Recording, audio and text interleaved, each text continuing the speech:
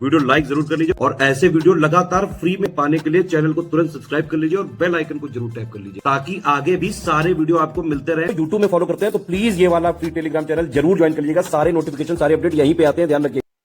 आप सभी साथियों का छात्रों का स्वागत है स्टडी फॉर सिविल सर्विसेज पर। हम यहाँ पर एचसी आरओ कंप्यूटर असिस्टेंट की वैकेंसी के बारे में बात करने के लिए आपके समक्ष आए हैं। आप सभी को पता है नोटिफिकेशन 4.25 साल के लंबे इंतजार के बाद आया है।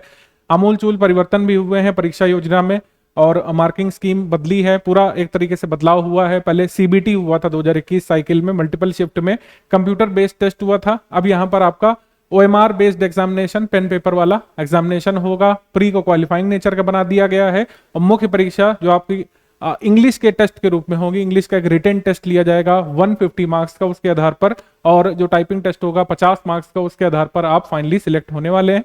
तो बहुत सारी चीजें बदल दी गई हैं। फिलहाल प्रीलिम्स पर या जो फर्स्ट स्टेज है, first stage of the examination पर आपको फोकस करना है, उस पर यहाँ पर बात हम लोग करेंगे। एक बात अच्छी करी गई कि first stage of the examination का कोई सिलेबस बदलाव नहीं किया गया है, ये काफी अच्छी बात रही। ओवरऑल एक पिक्चर मैं आपको दे देता हूँ, फिर यहाँ पर हम स्ट्रैटेजी के बारे में और स्टडी फॉर सिविल सर्विसेज के पेड ग्रुप के बारे में यहाँ पर बात करेंगे।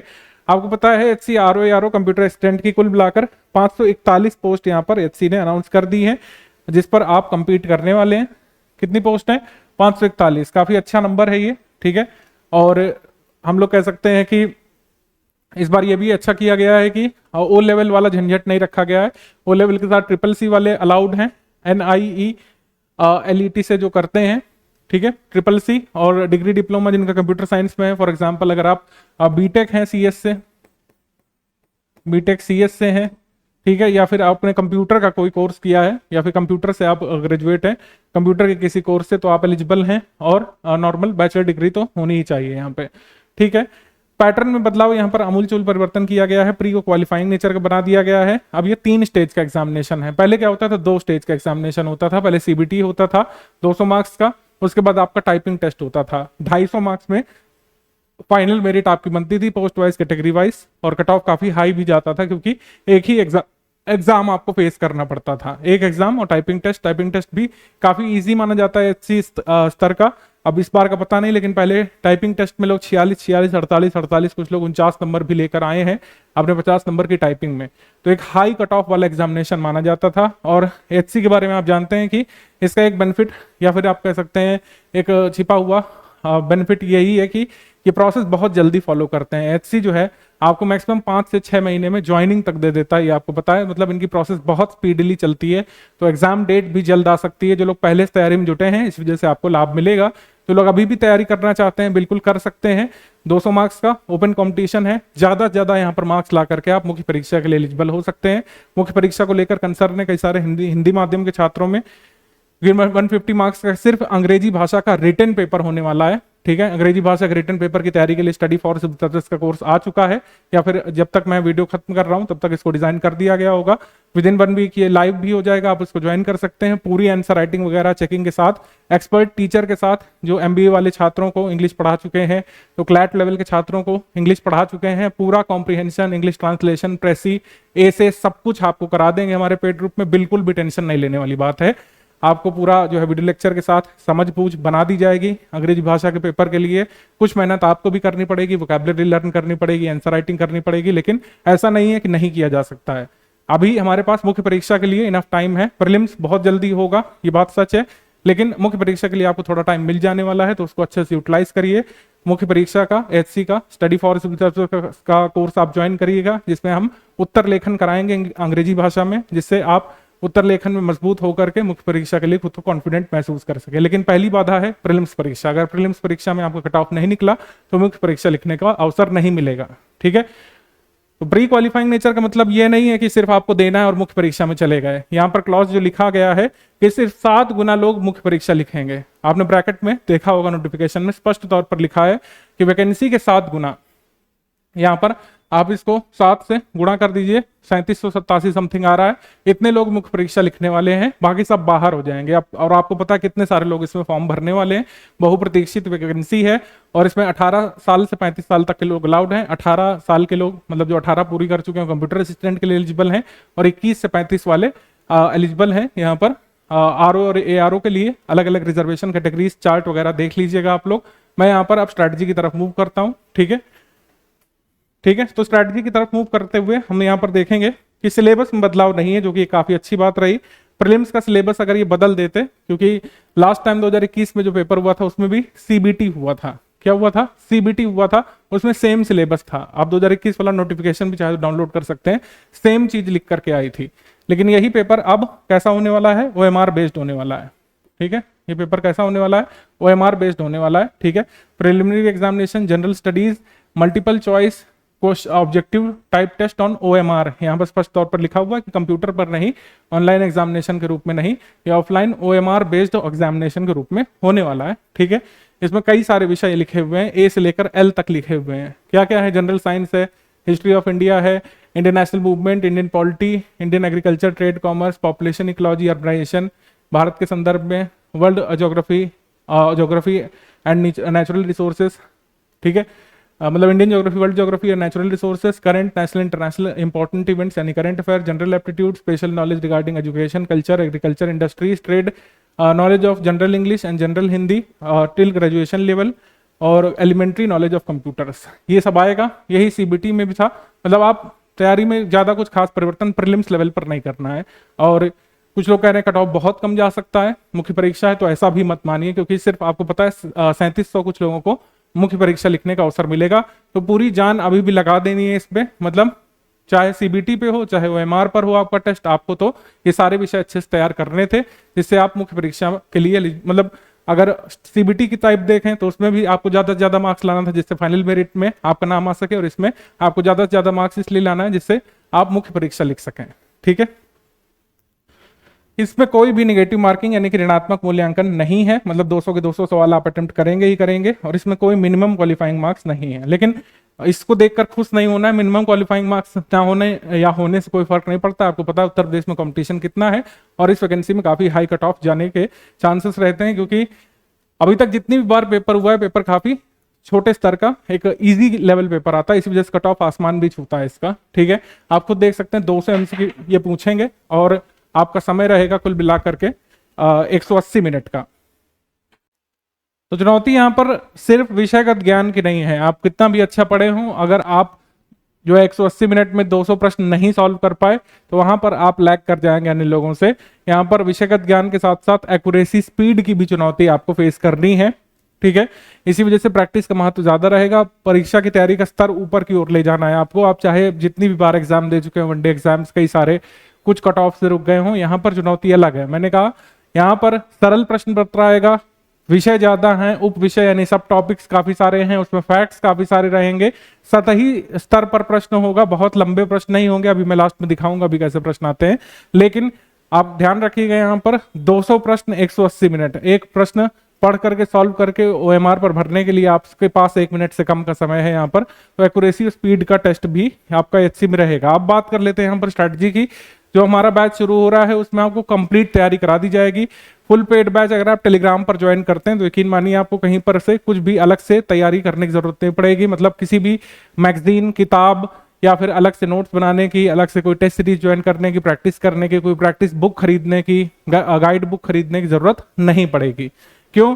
क्योंकि विभिन्न स्तरों पर जिन जिन स्टडी मटेरियल की आपको जरूरत है वो सभी हमारे द्वारा प्रोवाइड किए जाएंगे। जितना भी यहाँ पर सिलेबस लिख करके आया है इसका पूरा up to date study material हम विषयवार आपको दे देंगे। ठीक है, उससे आप तैयारी करिए, उसके बाद करिए लगातार प्रैक्टिस। यह आपका क्वालिफाइंग नेचर का पेपर होगा, लेकिन आपको हमेशा हाई कट ऑफ की ओर टारगेट करना है। जैसे मैंने आपको बताया कट ऑफ हाई जा सकता है क्योंकि पेपर सरल रहता रहा है। आगे अगर पेपर मॉडरेट स्तर का आता है तो निश्चित तौर पर कट ऑफ गिरेगा।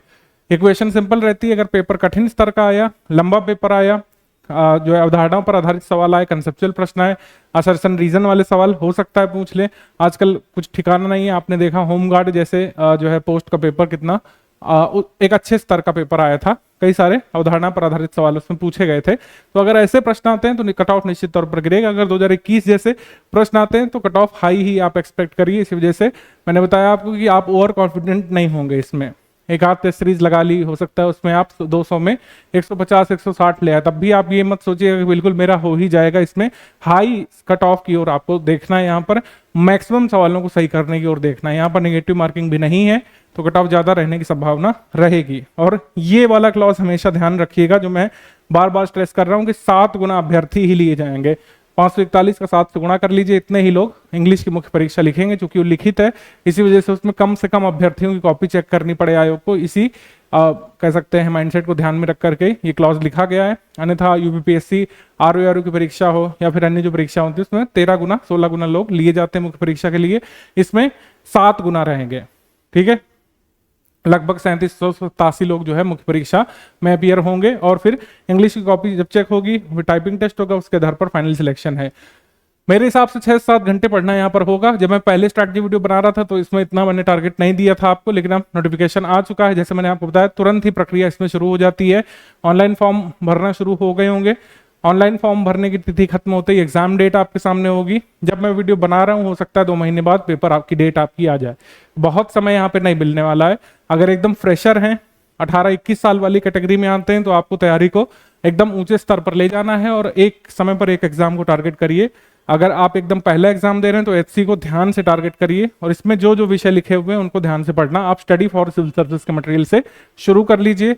बेसिक आधारभूत अगर आपको जो है नींव बनानी है, बहुत कम लोग ऐसे हैं लगातार जो वनडे एग्जाम की साइकिल में अपियर हो रहे हैं, उनको ऐसे किसी बेसिक की आवश्यकता नहीं पड़ती है। लेकिन अगर एकदम फ्रेशर लोग हैं तो रिकॉर्डेड वीडियो लेक्चर भी हमारे पेड ग्रुप में दिए जा रहे हैं इस बार, कि आप जो है विषयगत ज्ञान की, जैसे यूपीजीके की आधारभूत समझ बनाते हुए तैयारी करें, इतिहास की, भूगोल की, विश्व भूगोल में जो बेसिक फैक्ट्स जो कवर करने होते हैं, बेसिक अवधारणाएं, लैटिट्यूड लॉन्गिट्यूड की, मैपिंग की जो अवधारणाएं होती हैं, कैसे कंट्रीज से सवाल बनते हैं, फिजिकल एस्पेक्ट क्या होते हैं, और जो है फिजिकल एस्पेक्ट क्या होते हैं, पॉलिटिकल एस्पेक्ट क्या होते हैं, ज्योग्राफी के, ह्यूमन ज्योग्राफी के क्या क्या डेफिनेशंस वगैरह कई बार आ जाती हैं। तो ये सब आपको तैयार करना पड़ेगा इसमें। ठीक है, हमारा मटेरियल पूरी तरीके से इसमें हेल्प करेगा आपकी, लेकिन पढ़ना आपको पड़ेगा अच्छे से। ठीक है, सारे सब्जेक्ट की वीडियो क्लासेस और कंप्लीट नोट्स के बाद सब्जेक्ट वाइज A4 साइज में PDF हम प्रोवाइड कर देंगे। और ये जल्द ही करेंगे, क्योंकि जैसे मैंने बताया नोटिफिकेशन आ चुका है, तो आयोग बहुत लंबा समय आपको नहीं देगा। तो आपके सामने दोहरी यहाँ पर सुविधा रहेगी, चाहे आप नोट से तैयार कर लीजिए, चाहे वीडियो लेक्चर तैयार कर लीजिए। वीडियोज जो बनाए जाते हैं वीडियो लेक्चर, वो नोट्स पर आधारित ही हमारे यहाँ पर बनाए जाते हैं कि नोट्स को सामने रख करके छात्र पढ़ सके। जो वीडियो क्लासेस हमारे यहाँ पर जो ट्यूटर्स तैयार कर रहे हैं, नोट्स को ही बैकग्राउंड में रख करके पढ़ाते हैं। तो वीडियो लेक्चर आप तैयार कर सकते हैं, वो रिकॉर्डेड रहता है। यहाँ पर हम लाइव बैच इसीलिए नहीं चला रहे हैं, क्योंकि लाइव बैच में ज़्यादा फायदा छात्र को नहीं मिल पाता है। आधा से ज़्यादा समय लाइव ट्यूटर सवालों का जवाब देने में ही निकाल देता है, अपना बेस्ट नहीं दे पाता है। वीडियो लेक्चर जो है ये रहेगा, ठीक है, ये रिकॉर्डेड फॉर्मेट में रहेगा, रिकॉर्डेड MP4 वीडियो फॉर्मेट में रिकॉर्डेड वीडियो लेक्चर रहेगा। और साथ में रहेगी उसकी PDF, साथ में रहेगी उसकी PDF। ठीक है, तो अगर आप शुरुआत से तैयारी करना चाहते हैं, रिकॉर्डेड वीडियो लेक्चर देखिए, अदरवाइज जो है आप सब्जेक्ट वाइज PDF से स्टडी कर सकते हैं। शुरुआत में हम PPT वाली PDF देंगे, ठीक है, बाइलिंगुअल PPT नोट्स आपको देंगे शुरुआत में। लेकिन जब ये सब सारी क्लासेस आपकी खत्म हो जाएंगी, जिसका चार्ट अभी आखिर में दिखाऊंगा, सारी क्लासेस आपके टेलीग्राम ग्रुप में अपलोड हो जाने के पश्चात हम क्या करेंगे, सब्जेक्ट वाइज A4 साइज की नोट्स PDF दे देंगे। आप उसको प्रिंट करा के करके पढ़ सकते हैं, ऑनलाइन पढ़ सकते हैं। ठीक है, जैसे आपको मन करे वैसे उस मोड में आप पढ़ सकते हैं। ठीक है, वीडियो क्लासेस नोट्स कंप्लीट होने के बाद सब्जेक्ट वाइज नोट्स आ जाएगा। प्रैक्टिस बहुत महत्वपूर्ण आयाम है, जैसे हमने आपको बताया कि इसमें स्पीड और एक्यूरेसी की भी आपकी परीक्षा है विषयगत ज्ञान के साथ साथ। तो यहाँ पर प्रैक्टिस जरूरी है। अब जैसे हमने आपको बताया कि हम पेड क्विज करा रहे हैं, यहाँ पर आपको फायदा मिल जाएगा, क्योंकि स्टडी फॉर सिविल सर्विस के पेड ग्रुप बहुत लंबे समय पहले से खुल जाते हैं। हमारा पेड क्विज ग्रुप लगभग 1.5-2 वर्ष पुराना है। उसमें ऐड होने पर आप तमाम प्रश्नों को अटेम्प्ट कर पाएंगे। इतने सारे प्रश्न हम लोग करा चुके हैं विभिन्न विषयों पर। कंप्यूटर के तमाम प्रश्न हो चुके हैं, जनरल इंग्लिश के तमाम प्रश्न, हिंदी के, आपके जो है जितने भी विषय लिखे हुए हैं, इनके जो ज्योग्राफी के, पॉपुलेशन, इकोलॉजी, अर्बनाइजेशन के, सेंसस के, इतने तमाम प्रश्न हम लोग करा चुके हैं। अभी हाल के जो वनडे एग्जाम्स हुए उसमें हमारे छात्रों ने बताया, क्योंकि तब नोटिफिकेशन नहीं आया था HCRO का, तो उसी को आधारभूत सामग्री बना करके तैयारी कर रहे थे, सिलेबस सिमिलर होने के कारण से। तो कई सारे एग्जाम्स में लोग सफलता प्राप्त करें। होमगार्ड के एग्जाम में, अभी और भी जो एग्जाम्स हुए जिसमें GS कॉमन होती है, GK के सब्जेक्ट कॉमन होते हैं, UPGK आती है, तमाम छात्रों को फायदा हुआ, क्योंकि हमने इतने सारे प्रश्न इन विषयों से कराए थे। मतलब आप 3 आयाम पर तैयारी कर सकते हैं। सबसे पहला जो है सब्जेक्ट नोट्स हो गया, वीडियो हो गए, सब्जेक्ट नोट्स और रिकॉर्डेड वीडियो क्लासेस हो गई, उससे आप तैयारी करिए। फिर जो है आपको प्रिंटेड नोट्स मिल जाएंगे, मतलब प्रिंट कराने वाले नोट्स मिल जाएंगे, PDF नोट्स मिल जाएंगे जिसको आप प्रिंट कर सकते हैं A4 साइज में, उससे आप पढ़िए। लेकिन ये तभी मिलेंगे पीडीएफ नोट्स जब सारी क्लासेस खत्म हो जाएंगी। पीडीएफ नोट्स के बाद जो है आप क्विज लगाइए, प्रैक्टिस करिए। क्विज में हजारों की संख्या में सवाल है, और जो हमारी टेस्ट सीरीज है उसमें भी हमारी टेस्ट सीरीज का जो कमिटमेंट है वो मिलेगा आपको पीडीएफ फॉर्मेट में। क्योंकि अब सीबीटी है नहीं, तो टेस्ट सीरीज आप प्रिंट करा कर ही लगाइएगा ऑफलाइन मोड में। OMR based test series solve करिए, जिससे एक हैबिट बने ओएमआर पर 200 गोले भरने की।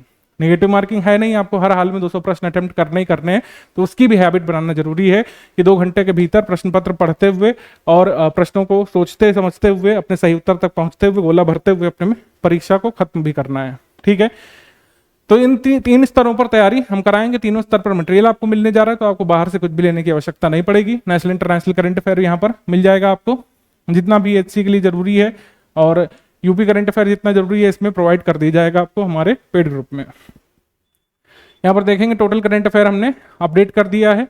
ये सितंबर से हमने दिया है, सितंबर से मई तक का दे दिया है। एग्जाम डेट डिक्लेयर होने पर देखा जाएगा। पिछले 1 वर्ष तक का रिलेवेंट होता है। 18 से 19 सवाल लगभग आए हैं। अभी विषयवार हम लोग देख लेते हैं। तो करंट अफेयर हमने आपको ये मंथ वाइज दे दिया है। ये आपका सितंबर 2025 से मई तक का दे दिया। यूपी करंट अफेयर भी आपको सितंबर 2025 से अप्रैल 2026 तक का एक साथ दे दिया गया है। बाकी हर मंथ अपडेट होकर के मिलता रहेगा। सिलेबस के बचे हुए सब्जेक्ट जीएस, जीके के subject Hindi, English, reasoning, aptitude, UP special और कंप्यूटर के वीडियो क्लासेस और वीडियो की जो है कह सकते हैं पीपीटी, पीडीएफ आपको ग्रुप में मिलने लगेगी, ग्रुप में ऐड होते ही, और पेड क्विज लगातार चल ही रही है। तो यहाँ पर लिखा हुआ टॉपिक वाइज कितने सवाल कैसे कैसे आते हैं हम लोग देख सकते हैं। जनरल साइंस के 17 सवाल, हिस्ट्री ऑफ इंडिया के 12 प्रश्न। अब देखिए ये जो है किस टॉपिक से कितने सवाल आए थे, ये ओवरऑल एनालिसिस पर आधारित है। 2021 में सीबीटी माध्यम से हुआ था, तो कई सारी शिफ्टों में पेपर हुआ था। एक एवरेज आंकड़ा आपके सामने है कि जनरल साइंस से 17 प्रश्न, हिस्ट्री ऑफ इंडिया से 12 प्रश्न, इंडियन नेशनल मूवमेंट से 19, इंडियन पॉलिटी इकोनॉमिक कल्चर से 16, इंडियन एग्रीकल्चर ट्रेड कॉमर्स से 10, population ecology urbanisation in Indian context से 7 प्रश्न, world geography and geography human resources से 22 प्रश्न आए थे, करंट अफेयर से 19 प्रश्न आए थे, 18-19 किसी शिफ्ट में 21 भी थे, जनरल एप्टीट्यूड से 25 सवाल, और special knowledge of UP GK मतलब यूपी स्टैटिक जीके, इसमें हम लोग कह सकते हैं इसको यूपी स्टैटिक और UP current, UP static plus UP current affair से काफी सारे प्रश्न आए थे। इसमें 11 सवाल आए थे। और knowledge of general English, general Hindi graduation level 10 सवाल, हिंदी के 10 सवाल इंग्लिश के हर शिफ्ट में आए थे। एलिमेंट्री नॉलेज ऑफ कंप्यूटर से 20 से 22 प्रश्न इसमें आए थे हर शिफ्ट में। तो ये ओवरऑल आइडिया आपको दे देगा कि कौन से विषयों पर आपको ज्यादा फोकस करना है। जैसे मैंने आपको बताया कि कट ऑफ हाई जाता है तो किसी भी विषय को पूरा इग्नोर करने का मतलब है कि आप रेस को पहले ही छोड़कर जा रहे हैं।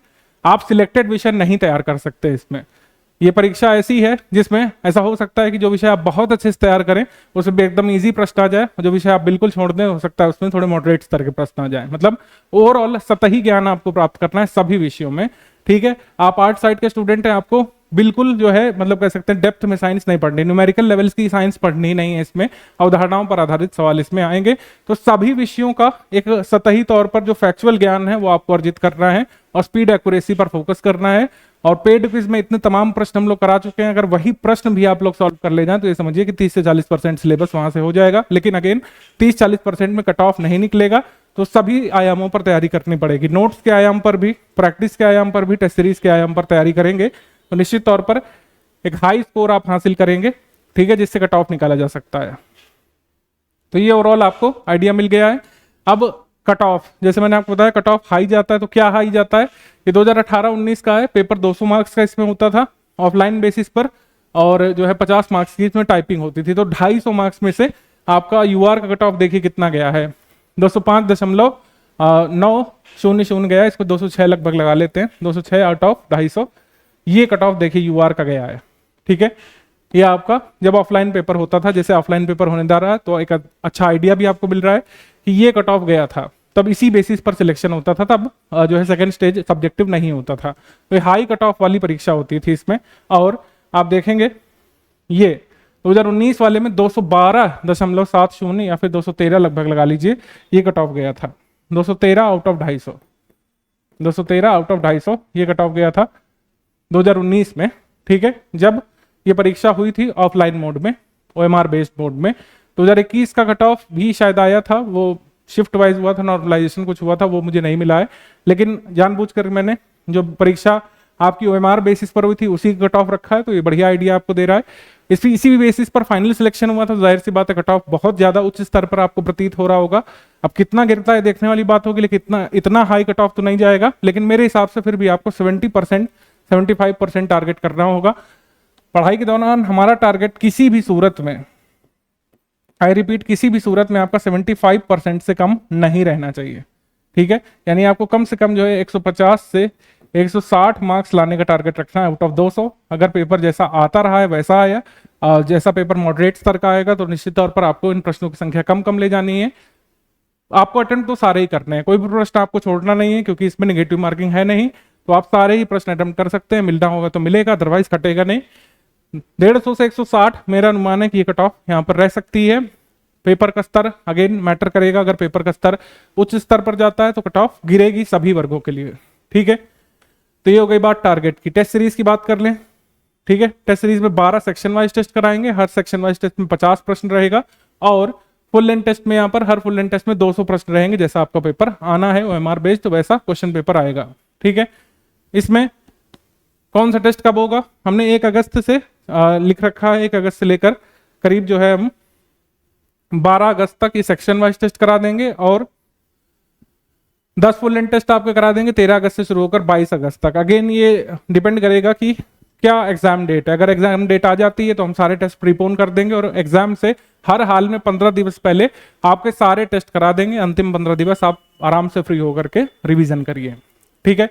लोअर पीसीएस में भी हमने यही किया था, हम एंटिसिपेट कर रहे थे कि अगर सितंबर में लास्ट में एग्जाम हो सकता है लोअर 2026 मुख्य परीक्षा का UPSSC में, लेकिन वो पहले आ गया तो हमने सारा मटेरियल पहले प्रीपोन करके अपडेट करके छात्रों को दे दिया। छात्र का कभी भी नुकसान study for civil services batch join करने के बाद कभी होता नहीं है, ठीक है।